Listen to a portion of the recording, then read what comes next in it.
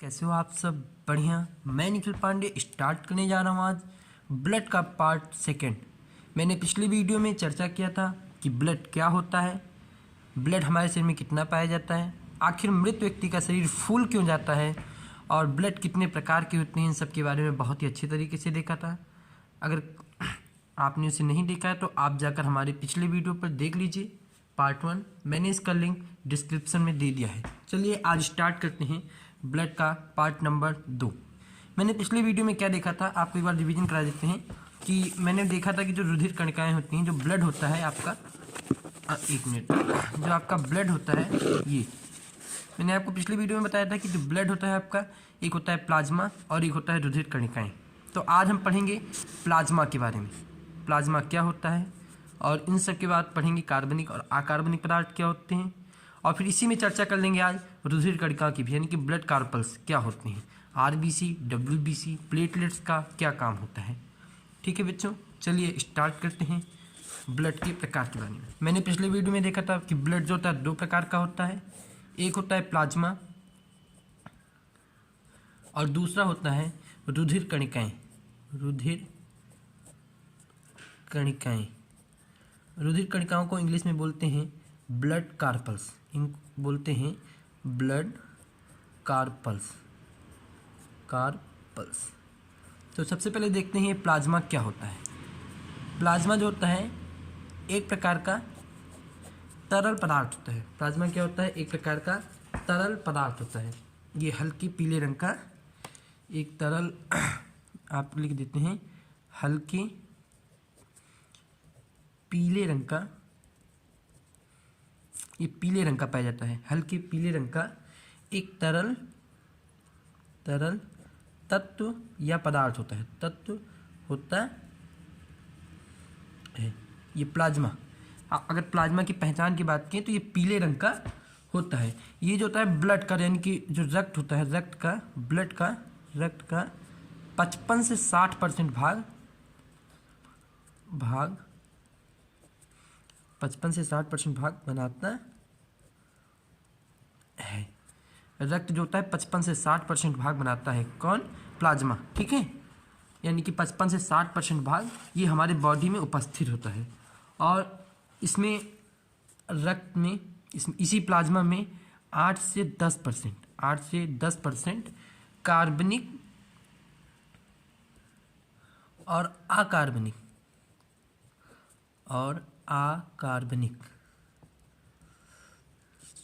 पदार्थ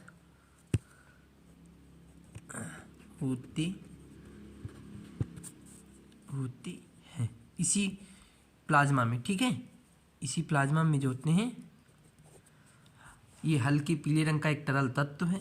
ये ब्लड का कम से कम 55 से 60% भाग पाया जाता है प्लाज्मा, आधा से ज़्यादा हिस्सा, और 8 से 10% इसमें कार्बनिक और अकार्बनिक पदार्थ पाए जाते हैं इसी प्लाज्मा में। ठीक है, इसी 55 से 60% के भाग में 8 से 10% भाग जो होता है ये कार्बनिक और अकार्बनिक पदार्थ का होता है। आप लोगों ने कार्बनिक और अकार्बनिक पदार्थ के बारे में पढ़ चुका होगा केमिस्ट्री में, तो मुझे पूरा यकीन है कि आपको इसके बारे में पता होगा।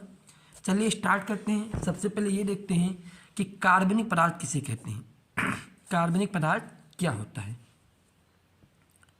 कार्बनिक पदार्थ, हेडिंग रहेगी हमारी कार्बनिक पदार्थ। ठीक है, कार्बनिक पदार्थ क्या होता है कि ये जो होते हैं कार्बनिक पदार्थ प्लाज्मा में कई प्रकार से पाए जाते हैं। प्लाज्मा में कई प्रकार की होती हैं। यही कार्बनिक पदार्थ प्लाज्मा में कई प्रकार के होते हैं। जैसे कि कार्बनिक पदार्थ की अगर हम एग्जांपल ले लें तो पचे हुए भोज्य पदार्थ में, पचे हुए भोज्य पदार्थ में कैसे?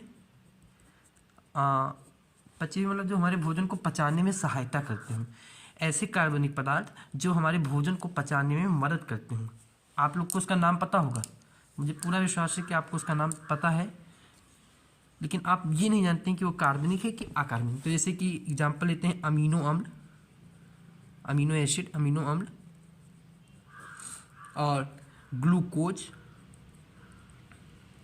अमीनो अम्ल, ग्लूकोज वसीय अम्ल, वसा फैटी एसिड, वसीय अम्ल। और आपका हो गया ग्लिसरॉल, एक होता है ग्लिसरॉल, और फास्फोलिपिड,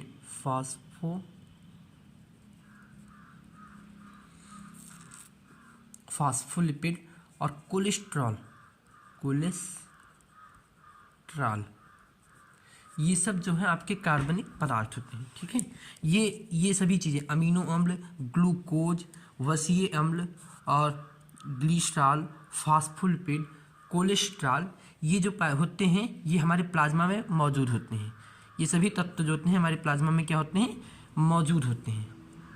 और तथा इसके साथ जो होता है तथा कुछ विटामिन भी होते हैं, बहुत ही कम मात्रा में कुछ विटामिन्स, ये इतने पदार्थ जो होते हैं इसमें प्लाज्मा में पहले से मौजूद होते हैं। ठीक है, अब कुछ विटामिन्स कैसे, जैसे देखिए आप रक्त का थक्का जमना, जो रक्त का थक्का जमता है, रक्त का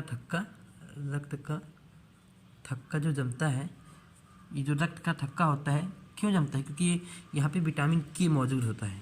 ठीक है, ये विटामिन के, और पूछिए कि विटामिन के कहाँ पे मौजूद होता है, तो विटामिन के हमारे प्लाज्मा के कार्बनिक पदार्थ में मौजूद होता है। ठीक है, अब बात करते हैं कि और कहाँ पाए जाते हैं कार्बनिक पदार्थ। जैसे कि आप प्रोटीन ले लीजिए, प्रोटीन भी आपका एक प्रकार का कार्बनिक पदार्थ है। कैसे, जैसे कि फाइब्रिनोजन,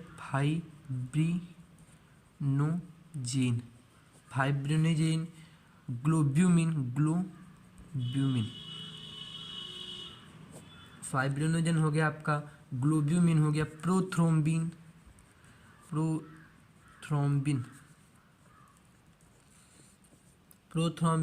एल्ब्यूमिन, ये सब प्रोटीन होते हैं जो हमारे प्लाज्मा में उपस्थित होते हैं। एल्ब्यूमिन, ये सब प्रमुख प्रोटीन हैं। ठीक है, और ये सब प्लाज्मा में ये प्लाज्मा का क्या करते हैं, 7 से 8% भाग बनाती हैं। ये प्रोटीन जो होते हैं, फाइब्रिनोजन, ग्लोब्यूमिन, प्रोथ्रोम्बिन, एल्ब्यूमिन, ये सब प्रमुख प्रोटीन हैं जो प्लाज्मा का क्या करते हैं, 7 से 8% भाग बनाते हैं। ठीक है, और ये प्रोटीन कार्बनिक पदार्थ के अंतर्गत आते हैं। और कार्बनिक पदार्थ जैसे देख लेते हैं, उत्सर्जी पदार्थ होते हैं कार्बनिक पदार्थ में। उत्सर्जी पदार्थ क्या होता है, जैसे कि जो हमारे शरीर से उत्सर्जन करना मतलब बाहर निकालना। तो हमारे शरीर से क्या क्या बाहर निकलता है, जैसे कि अमोनिया, हम लोग अमोनिया को उत्सर्जित करते हैं। और अमोनिया क्या है, एक प्रकार का कार्बनिक पदार्थ है। तो अमोनिया यानी कि NH3।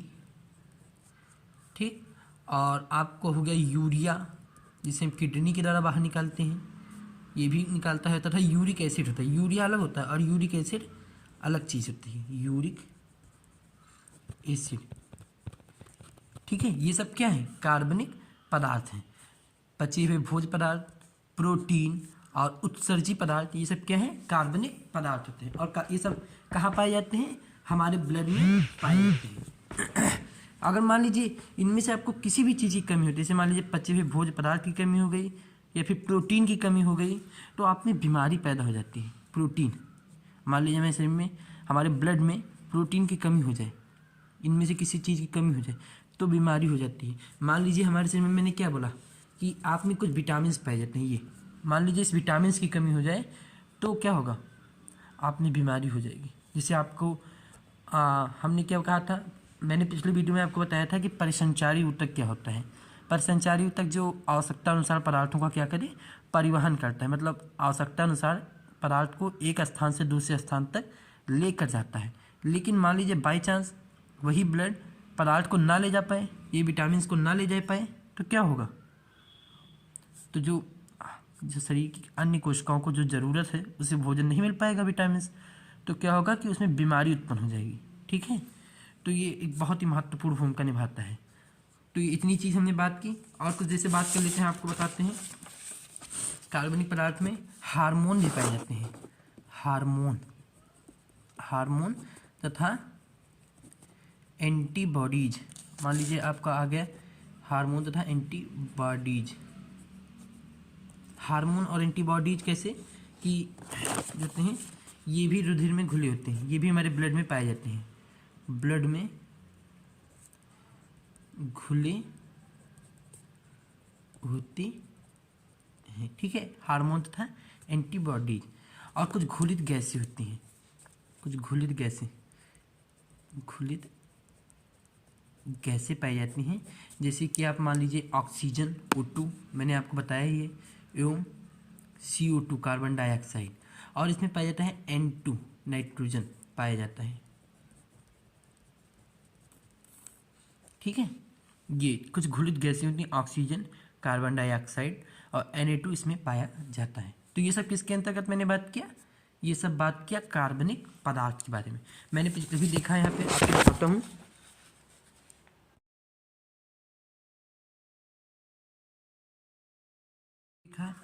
जैसे आपको मैंने भी दिखाता हूँ पीछे, मैंने जो भी पढ़ा है, जो कार्बनिक पदार्थ के बारे में पढ़ा कि पचे हुए भोज्य पदार्थ और जो प्रोटीन होते हैं, जितने भी उत्सर्जी पदार्थ होते हैं, और जितने भी ये हार्मोन और एंटीबॉडीज होते हैं, जितनी भी घुलित गैसें होती हैं, ये सब कहाँ पाई जाती हैं, हमारे ब्लड के अंदर पाई जाती हैं। और ब्लड में कहाँ पाए जाते हैं, प्लाज्मा में, और प्लाज्मा में कहाँ पाए जाते हैं, कार्बनिक पदार्थ में। ठीक है, अब हम बात करते हैं, हम सेकेंड पार्ट के बारे में जो हमने पढ़ा था, ये आपको दिखाते हैं।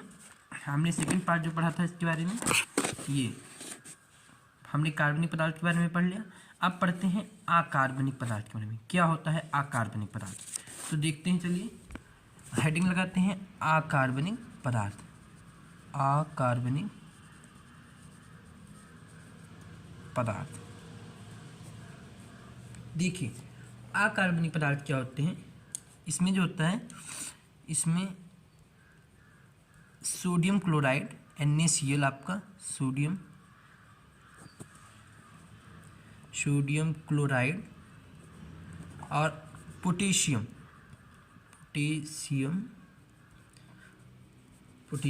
और इस फास्फेट, पोटेशियम फास्फेट आपका आता है। इसमें calcium, sodium chloride, potassium phosphate और बाइकार्बोनेट इसमें पाया जाता है।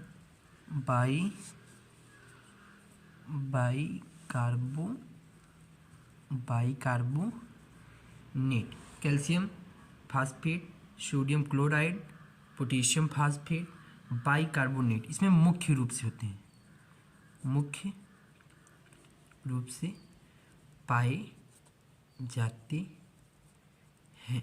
ठीक है, ये अकार्बनिक पदार्थ के अंतर्गत आते हैं। Sodium chloride, potassium phosphate, bicarbonate मुख्य रूप से पाए जाते हैं। और इसके अतिरिक्त इतने ही नहीं, ये जो होते हैं मेन पाए जाते हैं, इतने मेन होते हैं। इसके अतिरिक्त इसमें होता है, आपको बताते हैं, इसके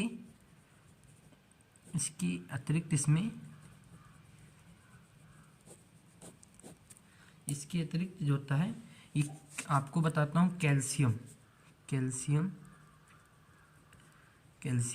मैग्नीशियम, पोटेशियम,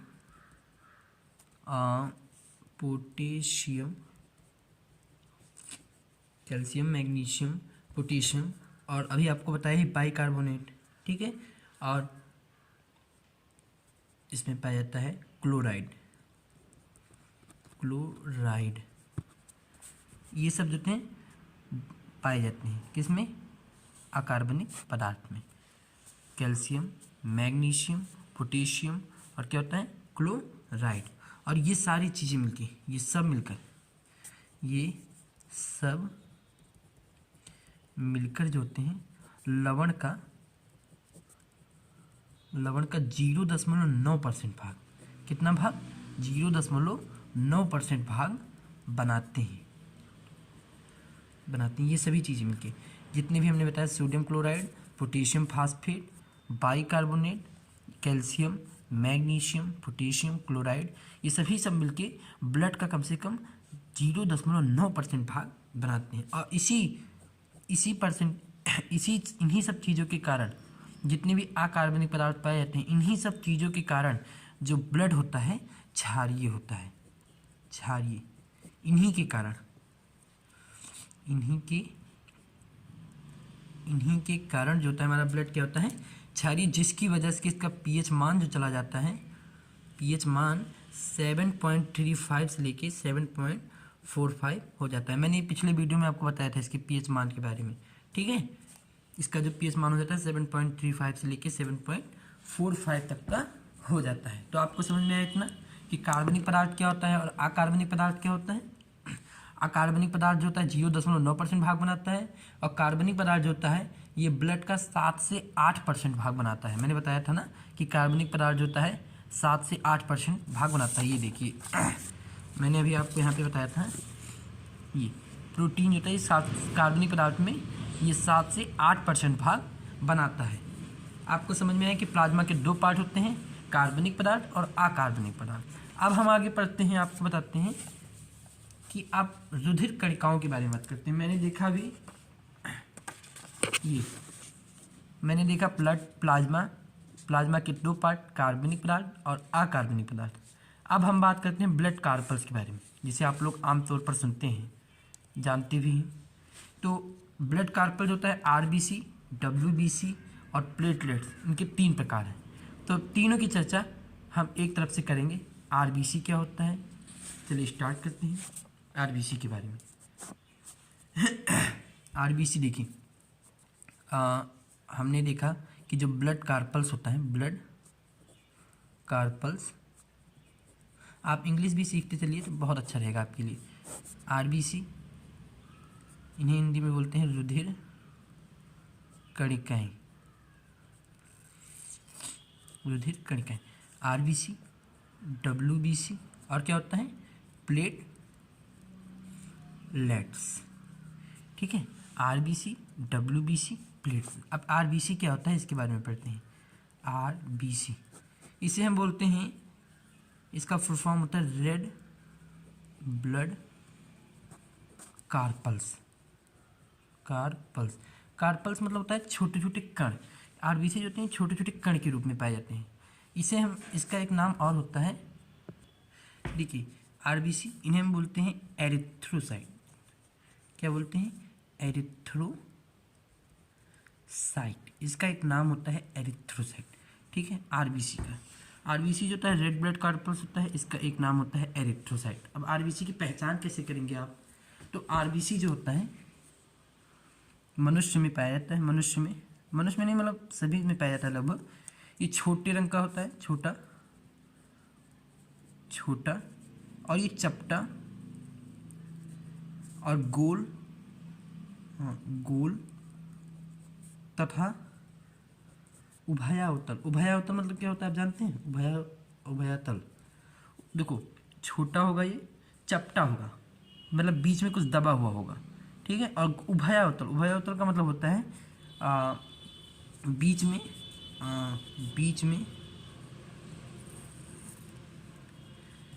में दबा हुआ, ठीक है।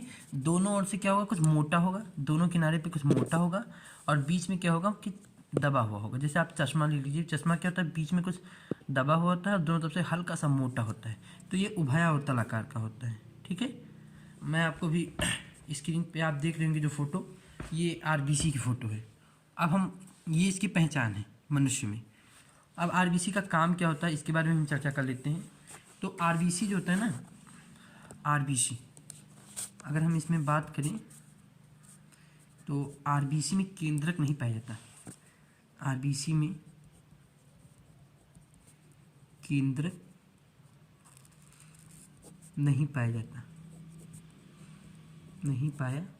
जाता, ठीक है। आरबीसी में केंद्रक नहीं पाया जाता है। केंद्रक आप जानते हैं ना, न्यूक्लियस। और इसकी अगर हम संख्या की बात करें, एक स्वस्थ मनुष्य में इसकी संख्या की बात करें तो ये 40 से 45 लाख, मतलब 45 से आप 50 लाख भी मान सकते हैं, 45 से 50 लाख प्रति घन मिमी होता है। प्रति घन मिमी। मिमी मतलब बहुत छोटे आकार का, इतना छोटा होता है कि हम इसे आँखों से नहीं देख सकते। इसी आरबीसी को हम आँखों से नहीं देख सकते, इतना छोटा होता है। और लाखों की संख्या में 45 से 50 लाख प्रति घन मिमी होता है आरबीसी, ठीक है। रेड ब्लड कार्पल्स जैसे होते हैं। अगर हम निर्माण की बात करें, आरबीसी के निर्माण की बात करें, तो इसका निर्माण मुख्य तौर पे होता है फोलिक एसिड से। फोलिक एसिड जिस फल में या फिर सब्जी में या फिर और किसी चीज़ में फोलिक एसिड जितना ज़्यादा होगा उतना ही तेज़ी से निर्माण होता है आरबीसी का। आरबीसी हमारे ब्लड के लिए बहुत ही महत्वपूर्ण होता है। इस फोलिक एसिड, आप विटामिन B6 ले सकते हैं। विटामिन, एक होता है B6 और एक होता है विटामिन B12। ये इसके निर्माण में बहुत महत्वपूर्ण भूमिका निभाता है, ठीक है। और आयरन, आयरन जिसे हम लोहा कहते हैं, इसीलिए आपको डॉक्टर बोलते हैं कि आप आयरन लीजिए। आयरन ऐसे तत्व लीजिए जिसमें आयरन पाए जाते हैं। इससे क्या होगा कि ब्लड का निर्माण बहुत तेज़ी से होता है, आरबीसी का निर्माण बहुत तेज़ी से होता है। आयरन, और आपको दिया जाता है प्रोटीन, ठीक है। तो ये इतनी चीज़ें जो होती हैं मुख्य तौर पे इसके निर्माण में, आरबीसी के निर्माण में सहायक होती हैं। और जो होता है फोलिक एसिड की, अब हम बात करते हैं आगे, आपको दिखाते हैं आगे। अगर हम बात करें एक मिनट, अगर हम आगे की बात करें तो आरबीसी, आपको एक बहुत महत्वपूर्ण टॉपिक बताते हैं कि आरबीसी, यहाँ से आपको बताते हैं कि हमारे शरीर में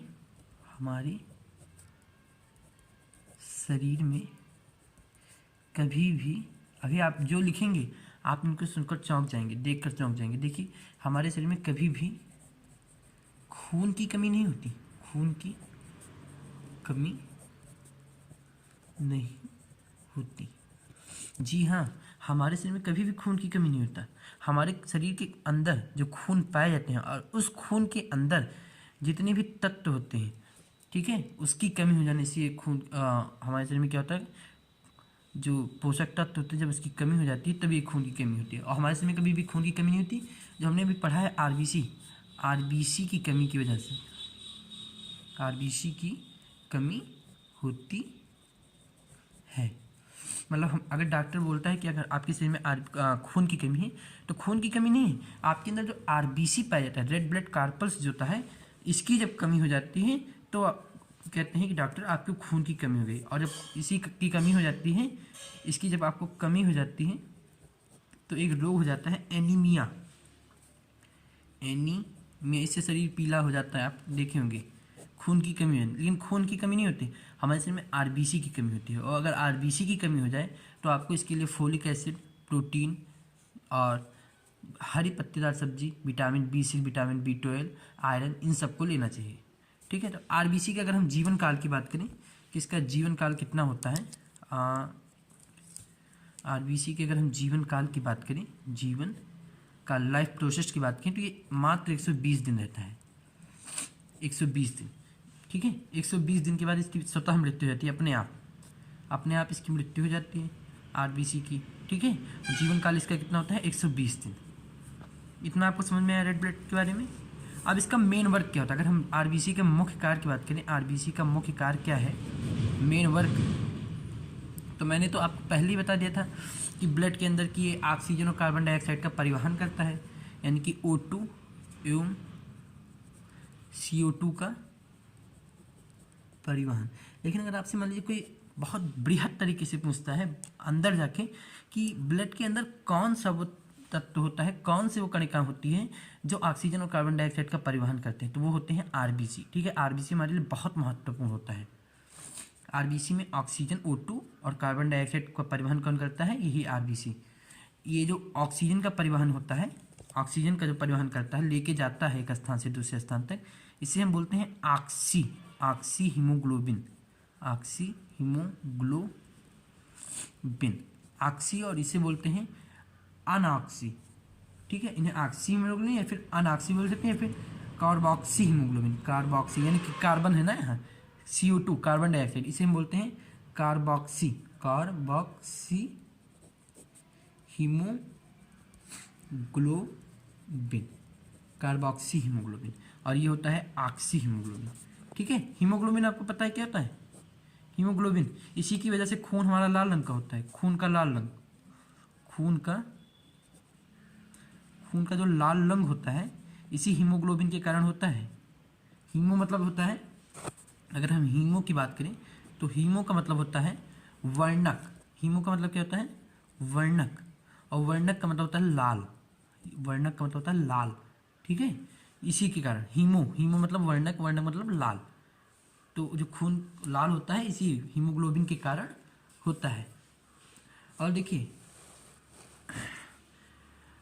अगर कोई एक प्रश्न आता है कि आरबीसी को लोहयुक्त प्रोटीन किसे कहा जाता है, आरबीसी का लोहयुक्त प्रोटीन किसे कहते हैं, आरबीसी का लोहयुक्त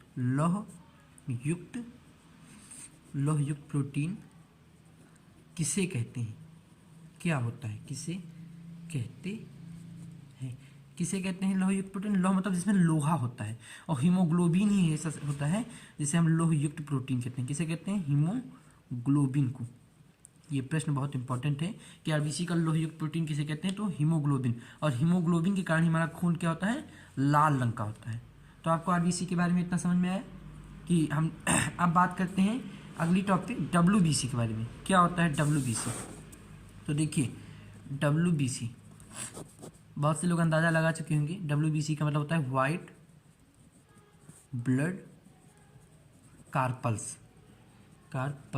देखिए सेल्स मत कहिएगा, कार्पल्स होता है। कार्पल मतलब कणिका, कणिका मतलब छोटे छोटे समूह में। हमने जो चर्चा की थी, जैसे मैं आपको भी दिखाता हूँ कि हमने यहाँ पे ये आपको बताया था ब्लड कार्पल्स के बारे में। ये कार्पल्स है, सेल्स नहीं है, कार्पल्स है, ठीक है। बच्चे बहुत गलती करते हैं इसमें, सेल होता है कि कार्पल्स, तो ये कार्पल्स होता है।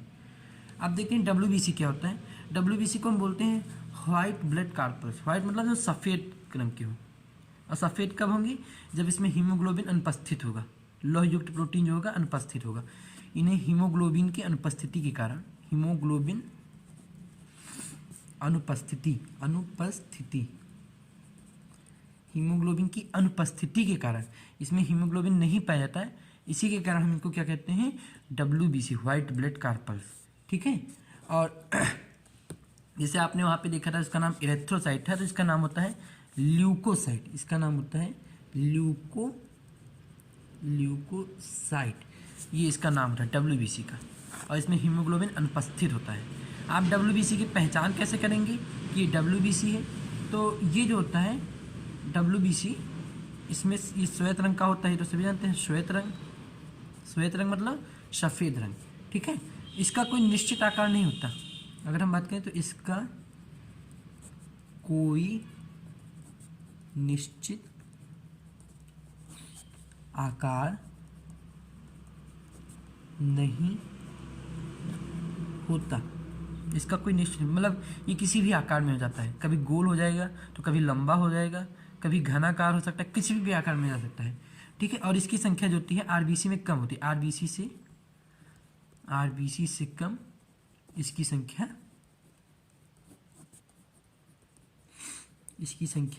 होती है, आरबीसी से कम होती है इसकी संख्या। आरबीसी से कम कितनी करीब करीब आप मान लीजिए संख्या की अगर बात करें इसकी, तो इसकी जो संख्या होती है 5000 से लेके 9000 प्रति घन मिमी इसकी संख्या होती है, 5000 से लेके 9000 तक। और हमने वहाँ बात किया था तो लाखों में पाया जाता है, और ये हज़ार नहीं, थोड़े से रह जाता है, ठीक है। और इसमें अगर हम बात करें तो इसमें जो होता है केंद्रक उपस्थित होता है। देखिए इसमें केंद्रक उपस्थित होता है, ठीक है।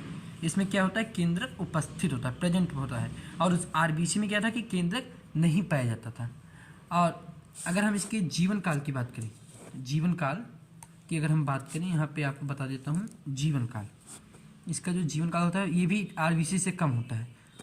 आरबीसी का वहाँ 120 था, लेकिन यहाँ इसका काम 5 से 6 दिन का होता है, बस 5 से 6 दिन के बाद इसकी मृत्यु हो जाती है स्वतः, ठीक है। तो आपको डब्ल्यूबीसी के बारे में इतना समझ में आया। अब हम नेक्स्ट वीडियो में चर्चा करेंगे कि आगे आप पढ़ेंगे कि डब्ल्यूबीसी के भी 2 प्रकार होते हैं। ये देखिए मैं आपको बताता हूँ, डब्ल्यूबीसी के भी 2 प्रकार होते हैं। मैंने बताया था ब्लड के दो प्रकार होता है, प्लाज्मा और रुधिर कणिका। मैंने प्लाज्मा के बारे में पढ़ा, प्लाज्मा और रुधिर कणिका के बारे में पढ़ा। प्लाज्मा दो प्रकार का होता है, कार्बनिक पदार्थ और अकार्बनिक पदार्थ। और रुधिर कणिका क्या होती हैं? तीन प्रकार की होती हैं, आरबीसी, डब्ल्यूबीसी और प्लेटलेट्स। ठीक है, आरबीसी के बारे में पढ़ लिया, डब्ल्यूबीसी के बारे में पढ़ लिया। अब डब्ल्यूबीसी के भी दो प्रकार होते हैं। देखिए डब्ल्यूबीसी के दो प्रकार होते हैं, ग्रेन्युलोसाइट और ए ग्रेन्युलोसाइट। ठीक है, मिस्टेक हो गया है, ये ए ग्रेन्युलोसाइट है और ये ग्रेन्युलोसाइट है। और ए ग्रेन्युलोसाइट जो है आगे चल के दो प्रकार का होता है, लिम्फोसाइट और मोनोसाइट। लिम्फोसाइट दो प्रकार का होता है, टी और बी। ग्रेन्युलोसाइट तीन प्रकार का होता है, इओसिनोफिल, बेसोफिल, न्यूट्रोफिल। इन सब की चर्चा करेंगे नेक्स्ट वीडियो में। ये बहुत ही मज़ेदार टॉपिक होता है बच्चों, अगर आप इसे मन से पढ़ेंगे तो बहुत ही आनंद आएगा। चलिए एक बार रिवीजन कर लेते हैं फटाफट जो मैंने पढ़ा है अभी तक। मैंने अभी आज क्या क्या पढ़ा? मैंने पढ़ा था, आपको एक बार दिखा देते हैं कि ब्लड के दो पार्ट पढ़े थे हमने, प्लाज्मा और रुधिर कणिका। प्लाज्मा क्या होता है? हल्के पीले रंग का एक तरल तत्व होता है। इसकी मात्रा जो होती है ब्लड में 55 से 60% भाग होता है। 8 से 10% में कार्बनिक और अकार्बनिक पदार्थ होते हैं। कार्बनिक पदार्थ क्या होता है? कार्बनिक पदार्थ जो प्लाज्मा में कई प्रकार के होते हैं, जैसे कि हमारे भोजन को जो पचाते हैं वो भी कार्बनिक पदार्थ होते हैं। अमीनो अम्ल, ग्लूकोज, वसीय अम्ल, ग्लिसरॉल, फास्फोलिपिड, कोलेस्ट्रॉल तथा कुछ विटामिन, ये सब क्या होते हैं? कार्बनिक पदार्थ हैं। रक्त का थक्का जमाने में जो विटामिन होते हैं वो विटामिन के पहले से मौजूद होता है। प्रोटीन पाए जाते हैं, फाइब्रोनोजन, प्रोथ्रोम्बिन, ग्लोब्यूमिन, एल्बुमिन, ये सब प्रमुख प्रोटीन है जो कि 7 से 8% भाग बनाते हैं। उत्सर्जी पदार्थ जो उत्सर्जन करते हैं, बाहर निकालते हैं, जैसे कि अमोनिया, NH3, यूरिया तथा यूरिक एसिड। फिर हमने चर्चा की थी हार्मोन पाए जाते हैं।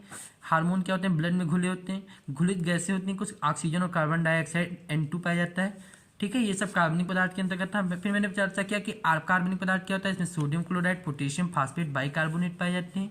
इसके अतिरिक्त इसमें कैल्शियम, मैग्नीशियम, पोटेशियम क्लोराइड होता है, ये सब मिलकर 0.9% भाग बनाते हैं। इन्हीं के कारण ये हल्का सा क्षारीय होता है। फिर हमने क्या देखा? ब्लड कार्पल्स के तीन प्रकार, RBC, WBC, platelet. RBC red blood carpals होता है, एरिथ्रोसाइट बोलते हैं। मनुष्य में छोटा, चपटा, गोल तथा उभयावतल होता है। बीच में क्या होता है? दबा हुआ होता है। आरबीसी में केंद्रक नहीं पाया जाता था, जबकि डब्ल्यूबीसी में पाया जाता था। इसकी संख्या 45 से 50 लाख प्रति घन में होती थी, लेकिन वहाँ पे संख्या कम होती थी।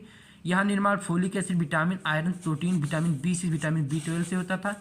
ठीक है, हमने इतनी चर्चा की। फिर हमने देखा कि अगर हमारे शरीर में आरबीसी की कमी हो जाती है तो क्या होता है? एनीमिया रोग हो जाता है। हमारे शरीर में खून की कमी कभी नहीं होती। इसका जीवन काल 120 दिन का होता है। इसका मेन वर्क ऑक्सीजन और कार्बन डाइऑक्साइड का परिवहन था। ऑक्सीजन को ऑक्सी हीमोग्लोबिन कहते हैं, कार्बन डाइऑक्साइड को कार्बोक्सी हीमोग्लोबिन कहते हैं। खून का लाल रंग हीमोग्लोबिन के कारण होता है। हीमो यानी कि वर्णक, वर्णक का मतलब लाल। आरबीसी का लौहयुक्त प्रोटीन किसे कहते हैं? हीमोग्लोबिन को। डब्ल्यूबीसी व्हाइट ब्लड कार्पल्स होता है, ल्यूकोसाइट। जीवन काल इसका 5-6 दिन होता है। हीमोग्लोबिन अनुपस्थित होता है, इसी कारण ये सफेद रंग का होता है। इसका कोई निश्चित आकार नहीं होता, ये किसी भी आकार में हो सकता है। आरबीसी में कम संख्या में होता है। संख्या 5000 से 9000 प्रति घन में केंद्रक इसमें उपस्थित होता है। अब हम नेक्स्ट वीडियो में चर्चा करेंगे कि डब्ल्यूबीसी के भी दो प्रकार होते हैं। डब्ल्यूबीसी के कितने प्रकार होते हैं? दो प्रकार होते हैं, ग्रेन्युलोसाइट और ए ग्रेन्युलोसाइट। और फिर ए ग्रेन्युलोसाइट के 3 प्रकार होते हैं, लिम्फोसाइट, मोनोसाइट। इन सब के बारे में हम चर्चा करेंगे नेक्स्ट वीडियो में। पढ़ाई करते रहिए। All the very best. Thank you.